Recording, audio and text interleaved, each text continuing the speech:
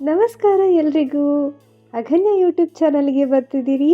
ಆತ್ಮೀಯವಾದಂತಹ ಸ್ವಾಗತ ನಿಮಗೆ. ಚಾನಲ್ ಒಳಗಡೆ ಬರ್ತಾ ಬಲ್ಗಾಲ್ ಇಟ್ಕೊಂಡು ಬನ್ನಿ. ಇವತ್ತು ಕೇಳ್ತಿದ್ದೀರಾ ಮಾಡ್ರನ್ ಮಂದಿಯ ಮುಂದಿನ ಅಧ್ಯಾಯನ. ಅದಕ್ಕೆ ಮುಂಚೆ ಈ ಹಿಂದಿನ ಅಧ್ಯಾಯದಲ್ಲಿ ಏನಾಗಿತ್ತು ಅಂತ ಸ್ವಲ್ಪ ನೆನಪು ಮಾಡ್ಕೊಳ್ಳಿ. ನಮ್ಮ ಸುಧಾ ಮೇಡಮ್ ಅವರಿಗೆ ಅವರ ಕೊಲೀಗ್ಸ್ ಎಲ್ಲ ಕೂತ್ಕೊಂಡು ಚೆನ್ನಾಗಿ ಬೈತಾಯಿದ್ರು ಮೀಟಿಂಗಲ್ಲಿ. ಅವ್ರು ಆ ಥರ ಎಲ್ಲ ಬೈಸ್ಕೊಂಡ್ಮೇಲೆ ಡೈರೆಕ್ಟಾಗಿ ಇಂಡೈರೆಕ್ಟಾಗೆಲ್ಲ ಮಾತುಗಳನ್ನು ಕೇಳಿದ್ಮೇಲೆ ಅವ್ರು ಏನು ಮಾಡಬಹುದು, ಮೇಡಮ್ ಅವರ ಹಿಂದಿನ ಕತೆ ಏನು ಅಂತೆಲ್ಲ ಹಿಂದಿನ ಸಂಚಿಕೆಯಲ್ಲಿ ನಾವು ಕ್ವಶನ್ ಮಾರ್ಕ್ ಇಟ್ಟು ಬಿಟ್ಬಿಟ್ಟಿದ್ವಿ. ಇವತ್ತು ಆ ಎಲ್ಲ ಪ್ರಶ್ನೆಗಳಿಗೂ ಉತ್ತರ ಕಂಡುಹಿಡ್ಕೊಳ್ಳೋಣ. ಹಾಗಾದರೆ ಶುರು ಮಾಡೋಣ ಅಲ್ವಾ? ಈಗ ಶುರು ಮಾಡ್ತಿದ್ದೀವಿ ಮಾಡ್ರನ್ ಮಂದಿಯ 14ನೇ ಅಧ್ಯಾಯ, ನಿರ್ಧಾರ. ಸುಧಾ ಮೇಡಮ್ಗೆ ಈ ರೀತಿಯ ಮಾತುಗಳು ಹೊಸದೇನೂ ಆಗಿರಲಿಲ್ಲ.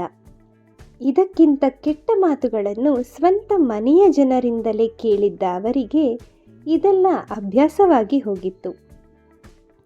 ತಾವೇ ನೋಡಿದ್ದ ಗಂಡಾದರೂ ಸುಧಾ ಮೇಡಮ್ರ ತಂದೆ ತಾಯಿಯರಿಗೆ ತಮ್ಮ ಮಗಳನ್ನು ರಾಹುಲ್ನಿಗೆ ಕೊಡಲು ಒಪ್ಪಿಗೆ ಇರಲಿಲ್ಲ. ಹುಡುಗ ಅಪ್ಪಟ ಅಪರಂಜಿಯೇ ಆಗಿದ್ದರೂ ಅವನಿಗೆ ಬರುತ್ತಿದ್ದ ಸಂಬಳ ಇವರ ಅಂತಸ್ತಿಗೆ ತಕ್ಕಂತೆ ಇರಲಿಲ್ಲವಾದ್ದರಿಂದ ಬೇರೆ ಆಪ್ಷನ್ ನೋಡಲು ಅವರು ಬಯಸಿದ್ದರು. ಆದರೆ ರಾಹುಲ್ ಒಟ್ಟಿಗೆ ಒಂದೆರಡು ಬಾರಿ ಮಾತನಾಡಿದ ಮೇಲೆ ಸುಧಾ ಅವರಿಗೆ ಅವನನ್ನೇ ಮದುವೆ ಆಗಬೇಕು ಎಂದೆನಿಸಿತ್ತು. ತಮ್ಮಂತೆಯೇ ಮೌಲ್ಯಗಳಿಗೆ ಬೆಲೆ ಕೊಡುವ ವ್ಯಕ್ತಿಗೆ ಮನಸೋಲದೆ ಇರಲಾಗಲಿಲ್ಲ ಅವರಿಗೆ. ಅದು ಅಲ್ಲದೆ ಮಾಡ್ರನ್ ಸಮಾಜಕ್ಕೆ ಅತ್ಯಮೂಲ್ಯ ವಸ್ತುವಾಗಿದ್ದ ಹಣ ಇವರ ದೃಷ್ಟಿಯಲ್ಲಿ ಜೀವನದ ಅವಶ್ಯಕತೆಗಳಿಗೆ ಮಾತ್ರವೇ ಬೇಕಾಗಿದ್ದ ವಸ್ತು ಆಗಿತ್ತು. ಹಾಗಾಗಿ ಅಪ್ಪ ಅಮ್ಮ ಬೇಡ ಎಂದರೂ ರಾಹುಲ್ನನ್ನೇ ಮದುವೆಯಾಗುವ ನಿರ್ಧಾರ ಮಾಡಿದ್ದರು. ಇನ್ನು ಶಿಕ್ಷಕ ವೃತ್ತಿಯಲ್ಲಿರುವ ಹುಡುಗಿಗೆ ಇನ್ನೆಷ್ಟು ಸಂಬಳ ಬಂದುಬಿಡುತ್ತೆ ಎಂದು ಮೂಗು ಮುರಿಯುತ್ತಿದ್ದ ರಾಹುಲ್ನ ತಂದೆ ತಾಯಿಗೆ ತಮ್ಮ ಮಗನಿಗೆ ಬರುತ್ತಿದ್ದ ಕಮ್ಮಿ ಸಂಬಳಕ್ಕೆ ಬೇರೆ ಯಾವ ಬುದ್ಧಿ ಇರುವ ಹೆಣ್ಣು ಒಪ್ಪುವುದಿಲ್ಲ ಎಂಬ ಪೂರ್ವಾಗ್ರಹ ಇದ್ದಿದ್ದರಿಂದ ಹಾಗೋ ಹೀಗೋ ಮದುವೆಗೆ ಒಪ್ಪಿದ್ದರು.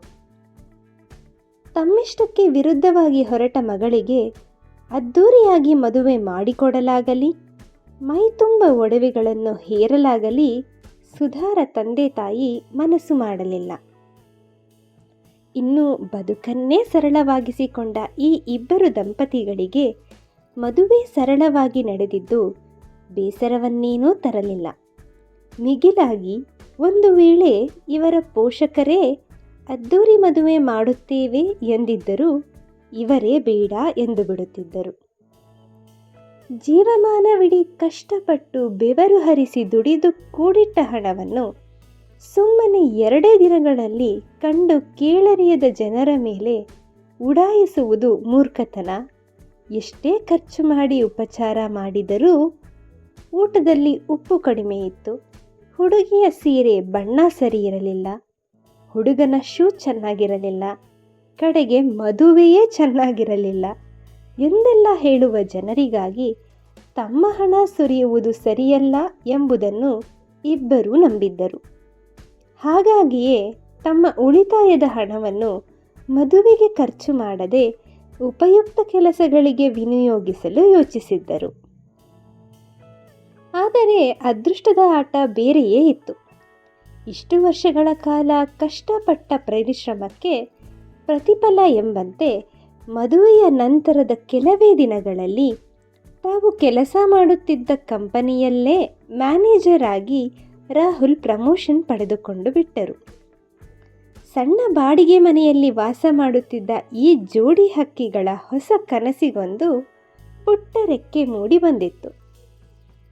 ಇವರುಗಳು ಕಾಂಕ್ರೀಟ್ ಕಾಡಿನ ನಡುವೆ ಒಂದು ಲಕ್ಸುರಿ ಫ್ಲ್ಯಾಟ್ ತೆಗೆದುಕೊಂಡು ದಿನ ಬೆಳಗಾದರೆ ಅದೇ ಮನೆ, ಅದೇ ರಸ್ತೆ, ಅದೇ ಧೂಳು ಮತ್ತದೇ ಗೋಳು ಎಂದು ಮನಸ್ಸಿನಲ್ಲಿ ಕೊರಗುತ್ತಾ ಜಗತ್ತಿಗೆ ಮಾತ್ರ ಎಷ್ಟು ಕಂಫರ್ಟಬಲ್ ಲೈಫ್ ಮಾಡ್ತಿದ್ದೀವಿ ಎಂದು ತೋರಿಸಿಕೊಳ್ಳುವ ಮಾಡ್ರನ್ ಸುಖದ ದಾಸರಲ್ಲದ ಕಾರಣ ದೊಡ್ಡ ಮನೆಯಲ್ಲದಿದ್ದರೂ ಸುತ್ತಲೂ ಹಸಿರು ಇರುವಂತೆ ಗಾರ್ಡನಿಂಗ್ ಮಾಡುತ್ತಾ ತಮ್ಮ ಸ್ವಂತ ಜಾಗದಲ್ಲಿ ಪ್ರಕೃತಿಯೊಂದಿಗೆ ಒಂದು ಕೂಡು ಜೀವನ ನಡೆಸಬೇಕು ಎಂದುಕೊಂಡಿದ್ದವರು ಒಂದು ಪುಟ್ಟ ತೊಟ್ಟಿ ಮನೆ ಕಟ್ಟಲು ನಿರ್ಧರಿಸಿದ್ದರು.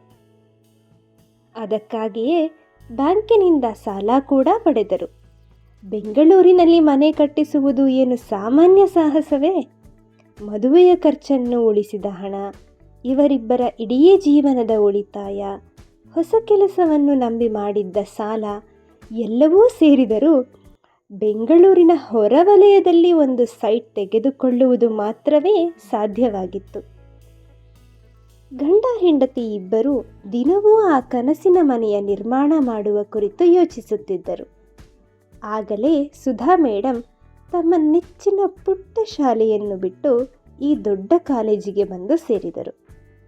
ಸಂಬಳದಲ್ಲಿ ಪ್ರಗತಿ ಕಂಡರು ಎಂಬುದು ಎಷ್ಟು ಸತ್ಯವೋ, ಶಿಕ್ಷಕ ವೃತ್ತಿಯ ಮತ್ತೊಂದು ಮಜಲನ್ನೇ ಕಂಡುಕೊಂಡರು ಎಂಬುದು ಅದನ್ನೂ ಮೀರಿದ ಸತ್ಯ.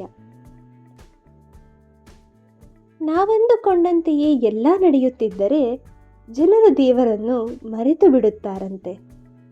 ಆ ರೀತಿ ಆಗಲು ದೇವರು ಬಿಡದೆ ಸುಧಾ ಮೇಡಮ್ರ ಪರೀಕ್ಷೆಯ ಕಾಲವನ್ನು ಶುರು ಮಾಡಿಬಿಟ್ಟರು. 2020 ಕೊರೋನಾ ಅಲೆಗೆ ಕೊಚ್ಚಿ ಹೋದ ಬದುಕುಗಳ ಸಾಲಿನಲ್ಲಿ ಸುಧಾ ಮೇಡಮ್ರ ಜೀವನ ಕೂಡ ಸೇರಿತ್ತು. ರಾಹುಲ್ ಅವರಿಗೆ ಈ ಸೋಂಕು ಬಂದಿತ್ತು ಹೇಗೆ ಮತ್ತು ಯಾವಾಗ ಎಂದು ಗೊತ್ತಾಗುವಷ್ಟರಲ್ಲೇ ಅವರ ಪ್ರಾಣ ಪಕ್ಷಿ ಹಾರಿ ಹೋಗಿತ್ತು. ಆ ದೇವರು ಕೂಡ ತುಂಬ ಸ್ವಾರ್ಥಿ.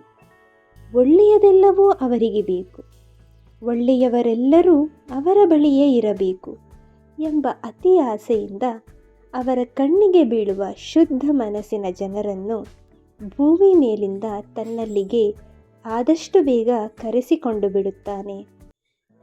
ಮಾಡುವುದೆಲ್ಲ ತನ್ನ ಇಷ್ಟದಂತೆಯೇ ಆದರೂ ಆ ದೇವರಿಗೂ ಈ ಮಾಡ್ರನ್ ಜನರಂತೆ ತೋರಿಕೆಯ ಹಂಬಲವಿದೆ ನೋಡಿ. ಅದಕ್ಕೆ ತಾನು ಎಷ್ಟು ನ್ಯಾಯವಂತ ಎಂದು ತೋರಿಸಿಕೊಳ್ಳುವ ಸಲುವಾಗಿ ಮನುಷ್ಯರಿಗೆ ಪಾಪ ಮತ್ತು ಪುಣ್ಯ ಎಂಬ 2 ಕೊಡವನ್ನು ಕೊಟ್ಟಿರುತ್ತಾನಂತೆ. ಅದರಲ್ಲಿ ಯಾವುದೇ ಒಂದು ಕೊಡ ತುಂಬಿದರೂ ಅವರು ಈ ಭೂಮಿ ಮೇಲೆ ಬದುಕುವ ಅವಕಾಶವನ್ನು ಕಳೆದುಕೊಂಡು ಬಿಡುತ್ತಾರೆ ಎಂಬ ಯೋಜನೆ ರೂಪಿಸಿ ಪುಣ್ಯವಂತರನ್ನು ತನ್ನ ಬಳಿ ಕರೆಸಿಕೊಳ್ಳುವ ಹುನ್ನಾರ ಮಾಡಿದ್ದಾರೆ. ಅವರೇನೋ ಕರೆದುಕೊಂಡು ಹೋಗುತ್ತಾರೆ, ತನ್ನವರನ್ನು ಕಳೆದುಕೊಂಡು ಬದುಕುಳಿದ ಜನರ ಕತೆ ಕೇಳುವವರಾರು?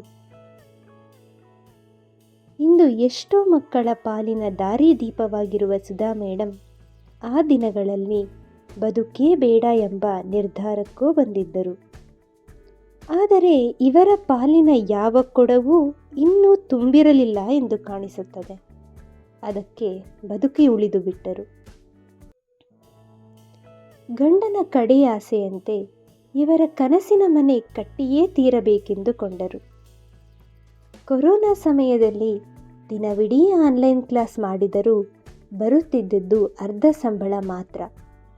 ಅದರಲ್ಲಿ ಜೀವನ ನಡೆಸಿಕೊಂಡು ಬಂದಿದ್ದವರ ಆರ್ಥಿಕ ಸ್ಥಿತಿ ಇತ್ತೀಚೆಗೆ ಸ್ವಲ್ಪ ಸುಧಾರಣೆ ಕಾಣುತ್ತಿತ್ತು. ಆದರೂ ಜಾಯ್ನಿಂಗ್ ಲೆಟರ್ನಲ್ಲಿ ಇದ್ದಷ್ಟು ಸಂಬಳವನ್ನು ಪೂರ್ತಿಯಾಗಿ ತೆಗೆದುಕೊಂಡ ನೆನಪೇ ಅವರಿಗೆ ಇರಲಿಲ್ಲ. ಕೊರೋನಾ ಕಾರಣದಿಂದ ಸಂಬಳ ಹಿಡಿಯಲು ಶುರು ಮಾಡಿದ ಮ್ಯಾನೇಜ್ಮೆಂಟ್ನವರು ಆ ಸ್ಥಿತಿ ಮುಗಿದ ಮೇಲೂ ಏನೋ ಒಂದು ನೆಪ ಹೇಳಿ ಸಂಬಳ ಕಡಿತ ಮಾಡುತ್ತಿದ್ದದ್ದು ಮೇಡಮ್ಗೆ ಅಭ್ಯಾಸವಾಗಿ ಹೋಗಿತ್ತು. ಹಾಗಾಗಿಯೇ ಮಕ್ಕಳ ಟ್ರೆಷರ್ ಬಾಕ್ಸ್ನ ಹಣವನ್ನು ಶಿಕ್ಷಕರೇ ಕೊಡಬೇಕು ಎಂದಾಗ ಇವರು ಸುಮ್ಮನೆ ಇದ್ದರು.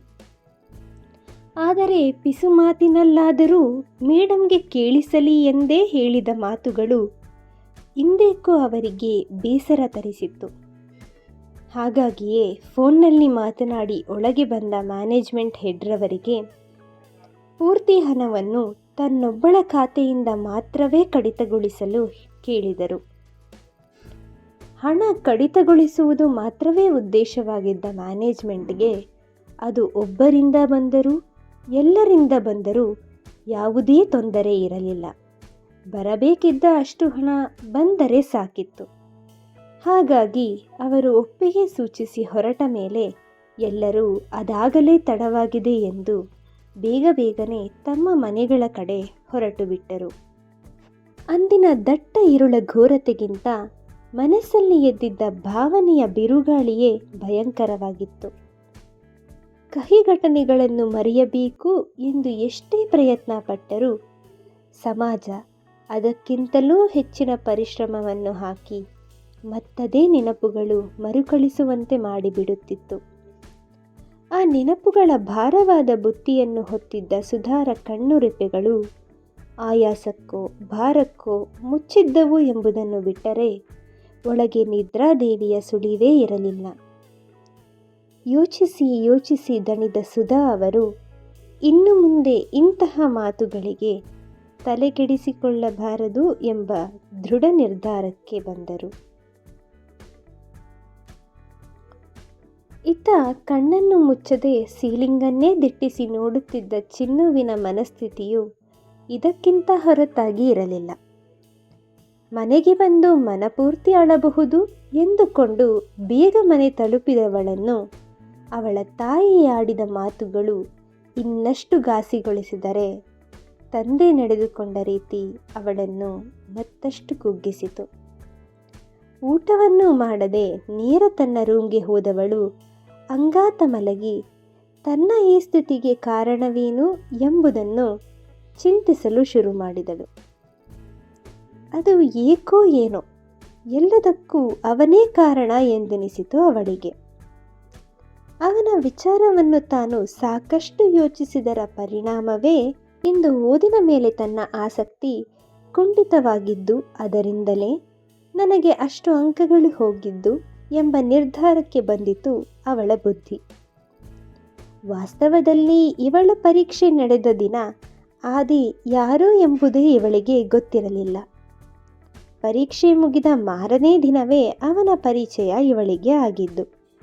ಈ ಸೂಕ್ಷ್ಮವನ್ನು ಅವಳ ಮನಸ್ಸು ಎಷ್ಟೇ ಹೇಳಲು ಪ್ರಯತ್ನ ಮಾಡಿದರೂ ಅದನ್ನು ಯಾವುದೇ ಕಾರಣಕ್ಕೂ ಬುದ್ಧಿ ಕೇಳಿಸಿಕೊಳ್ಳಲು ಸಿದ್ಧವಿರಲಿಲ್ಲ. ಒಟ್ಟಿನಲ್ಲಿ ಇಷ್ಟೆಲ್ಲ ದುರಂತಕ್ಕೆ ಕಾರಣವಾದ ಅವನನ್ನು ಮತ್ತೆಂದೂ ನೋಡಬಾರದು, ಅವನ ಕುರಿತು ಏನೊಂದೂ ಯೋಚಿಸಬಾರದು ಎಂಬ ದೃಢ ನಿರ್ಧಾರಕ್ಕೆ ಅವಳು ಬಂದಳು. ಇನ್ನು ಮೇಘಾಳ ಪ್ರಾಮಾಣಿಕತೆಗೆ ಮನಸೋತಿದ್ದ ಆದಿ ತನ್ನಂತೆಯೇ ಮಾತನ್ನು ಮನೆದೇವರನ್ನಾಗಿ ಮಾಡಿಕೊಂಡಿದ್ದ ಈ ಮಾತಿನ ಮಲ್ಲಿಯನ್ನು ಹೇಗಾದರೂ ಸರಿ ತನ್ನ ಸ್ನೇಹಿತೆಯನ್ನಾಗಿ ಮಾಡಿಕೊಳ್ಳಲೇಬೇಕು ಎಂದು ನಿರ್ಧರಿಸಿ ಬಿಟ್ಟನು. ಬೆಳಗಿನಿಂದ ಬಿಟ್ಟು ಬಿಡದೆ ಆದಿ ಕಣ್ಣುಗಳು ಹಿಂಬಾಲಿಸುತ್ತಿದ್ದದ್ದು ತನ್ನನ್ನಲ್ಲ, ಬದಲಾಗಿ ಚಿನ್ನುವನ್ನು ಎಂಬ ಸತ್ಯವನ್ನು ಅರಿಯದ ಮೇಘ ತನ್ನನ್ನೇ ಬಿಟ್ಟು ಬಿಡದೆ ನೋಡುತ್ತಿದ್ದ ಹುಡುಗನ ಹೊಳೆಯುವ ಕಣ್ಣುಗಳಲ್ಲಿ ಕಣ್ಣಿಟ್ಟು ನೋಡಿ ಅವನ ಮನಸ್ಸಲ್ಲಿ ಏನಿದೆ ಎಂಬುದನ್ನು ಅರಿಯಲೇಬೇಕೆಂದು ನಿರ್ಧಾರ ಮಾಡಿಬಿಟ್ಟಳು. ಇವತ್ತಿನ ಸಂಚಿಕೆಯನ್ನು ಇಲ್ಲಿಗೆ ಕೊನೆ ಮಾಡ್ತಾ ಇದ್ದೀನಿ.